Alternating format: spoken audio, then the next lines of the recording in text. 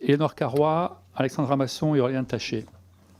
Un après l'autre, et le ministre répond en bloc au cas. Merci, Monsieur le Président, Monsieur le Ministre, Mesdames et Messieurs. D'après le président Aliyev, le pétrole est un don de Dieu. Ça représente 92% des exportations de son pays, l'Azerbaïdjan. C'est là, à Bakou, que se déroulera à partir du 11 novembre prochain la COP29, un an à peine après la prise de contrôle de l'Azerbaïdjan sur le Haut-Karabakh. On sait le rôle déterminant qu'ont joué des compagnies minières américaines, anglaises, et le chantage exercé alors sur la population arménienne, invitée à choisir entre l'accès facile à l'or et au cuivre ou le pain. On connaît moins peut-être les conséquences pour la population et pour les cadres politiques dont certains ont été pris en otage et restent détenus à ce jour. Je vois deux problèmes majeurs à l'organisation de la COP, Monsieur le Ministre. D'abord, l'Azerbaïdjan compte utiliser la COP pour faire oublier l'annexion du Haut-Karabakh dans l'attente d'une nouvelle étape de conquête de l'Arménie qu'elle qualifie déjà de Western Azerbaïdjan. Et deuxièmement, la difficulté qui consiste à organiser cet événement dans un pays dont la priorité est d'augmenter encore sa consommation de pétrole et de gaz. Est-ce qu'on ne pourrait pas éviter ça et s'associer sinon au boycott, du moins à une position prudente et réservée sur ce qui va se passer à Bakou? Merci beaucoup, Madame Boinet. Éléonore Carrois. Merci, Monsieur le Président. Monsieur le Ministre, merci d'être devant notre commission. Le PLF 2025 prévoit une baisse du budget global de votre ministère d'environ 1 milliard, alors que vos agences, l'a été rappelé, accomplissent un travail exceptionnel dans un contexte de multiplication des crises. En cette période de maîtrise des comptes publics, il est compréhensible que votre ministère contribue à l'effort global. Je regrette cependant qu'il y contribue de manière disproportionnée. Les plus de 3 millions de Français établis à l'étranger contribuent au rayonnement de notre pays dans le monde. Rappelons, s'il était nécessaire, qu'un nombre d'entre eux payent des charges sur leurs revenus de source française. Alors que nous étions parvenus à établir une hausse significative du programme 151 l'an dernier, la baisse prévue cette année est déplorable, d'autant qu'elle réduirait le budget de l'AEFE, qui est essentiel pour permettre à nos compatriotes de garder un lien avec la France. Ainsi, Monsieur le Ministre, je vous demande de sanctuariser les crédits qui sont dévolus aux Français de l'étranger, en particulier en ce qui concerne les bourses scolaires et les aides sociales de nos aînés. Je compte sur vous pour faire préserver ces politiques qui sont essentielles pour les Français qui sont établis hors de France. Je vous remercie. Merci beaucoup, Madame Alexandra Masson. Merci, Monsieur le Président. Monsieur le Ministre, le 29 mai dernier, à l'Assemblée nationale, nous avons adopté sans modification et à l'unanimité, je tiens à le préciser, puisque nous avons voté le projet de loi autorisant la ratification du traité international sur la haute mer et la biodiversité marine, ou accord appelé BBNJ. Ce traité porte sur la protection de l'océan situé en dehors des zones économiques exclusives et du plateau continental des États côtiers. Signé par la France au siège des Nations Unies à New York le 20 septembre 2023, il marque un tournant dans la protection de l'océan en complétant le cadre juridique de la gouvernance océanique établi par la Convention des Nations Unies sur le droit de la mer, adoptée en 1982. Ce traité établit à la conférence des parties regroupant les représentants des pays signataires votant à la majorité. Cette conférence des parties doit devenir un nouvel organe mondial sous l'égide de l'ONU pour la gestion de la haute mer. Une conférence des Nations Unies aura lieu à Nice le juin 2025 sous l'égide du Costa Rica. Pouvez-vous nous indiquer où en est le processus de ratification de cet accord qui devait avoir lieu à la fin de l'année 2024? Merci, Monsieur le Ministre. Merci beaucoup. Et puis, Aurélien Taché. Merci, Monsieur le Président. Merci, Monsieur le Ministre. Moi, je voudrais vous interroger en un instant, Monsieur le Ministre, sur la situation et sur la position de la France par rapport à ce qui se passe en République démocratique du Congo.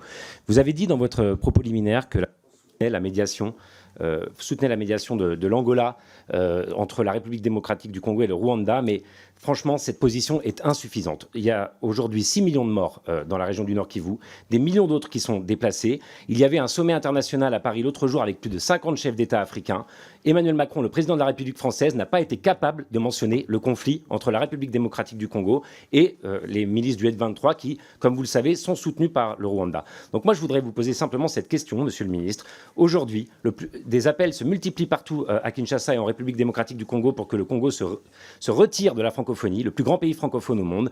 Quelle est la position de la France par rapport à ce conflit? Est-ce que véritablement la France condamne le soutien du régime de Paul Kagame aux milices du M23? Et quelles actions envisage la France face à ce conflit terrible qui, encore une fois, je l'ai rappelé, a fait des millions de morts et encore plus de déplacés? Merci. Merci beaucoup, Monsieur le Ministre. Merci, Monsieur le Président. Mesdames et Messieurs les députés, sur la question de Madame Voynet sur l'Azerbaïdjan, la COP29.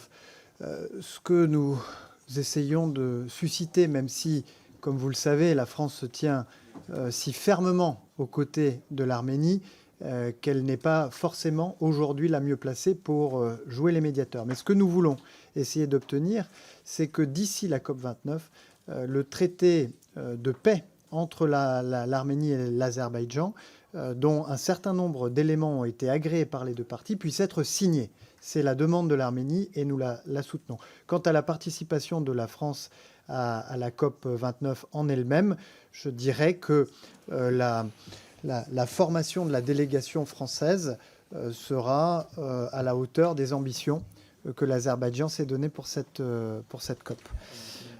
S'agissant de la question d'Éléonore Carrois, vous évoquez le programme 185,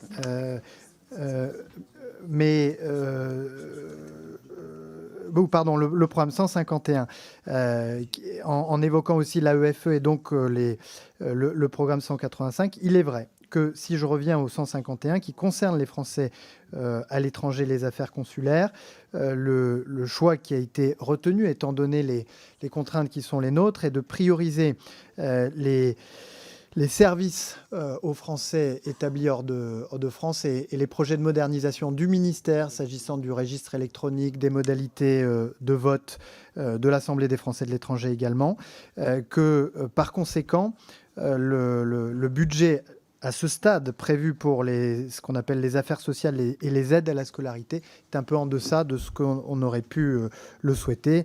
Et je ne doute pas que nous aurons à débattre d'amendements qui viendront inévitablement sur ce sujet. Sur la question de Madame Masson sur BNJJ, ce sont à ce stade... Ah, alors j'ai pas exactement le nombre de pays qui l'ont ratifié. La bonne... 15 qui l'auraient ratifié. Merci Madame Carrois. Ce que je peux vous dire, c'est que le Costa Rica, qui va co-présider la conférence à Nice à nos côtés, est à deux doigts de le faire, ce qui est plutôt une bonne nouvelle s'agissant du pays qui co-présidera. Et chaque fois que nous le pouvons, par tous les canaux diplomatiques, nous encourageons nos partenaires et les participants à ce sommet de ratifier le plus rapidement possible cette convention dans laquelle la France a joué un rôle très important. Quant à la question de M. Aurélien Taché, la crise des Grands Lacs est le conflit sur lequel le président de la République a consacré le plus de temps en marge du sommet de la francophonie. Il a rencontré successivement les présidents Tshisekedi et Kagame et leur a rappelé sans ambiguïté la position française, tout en se ralliant, si l'on peut dire, à l'effort de médiation qui est aujourd'hui mené par l'Angola. Nous sommes très préoccupés par la situation et je verrai pour ma part, ou j'échangerai pour ma part demain avec mon homologue congolaise. Merci beaucoup. Merci, Monsieur le Ministre. Vous êtes là depuis 3h30. L'interruption de séance a un peu décalé nos travaux. Et donc, forcément, ça crée des frustrations, j'en suis conscient. Mais à un moment, on a un cadre, on ne peut pas aller plus haut. Mais j'entends, mais on ne peut pas... Je reviendrai. On ne peut pas et faire l'interruption de séance et ensuite demander au ministre de déborder, lui, sur son agenda. À un moment, voilà. Il est là... Non, mais ça, c'est un autre sujet. On va négocier demain matin pour le faire revenir. Merci à toutes et à tous. Je suis désolé pour les frustrations que ça peut générer, parce qu'en plus, il y a un nombre de sujets très, très nombreux qui doivent être abordés. Mais on a quand même une séquence de 3h30, ce qui est assez rare quand même. 2h30, 16h30, 17h, 2h30. Voilà, 2h30, ce qui est quand même assez conséquent. On va interpeller le ministre pour qu'il revienne le plus vite possible. Merci. On se retrouve demain à 9h30. Merci.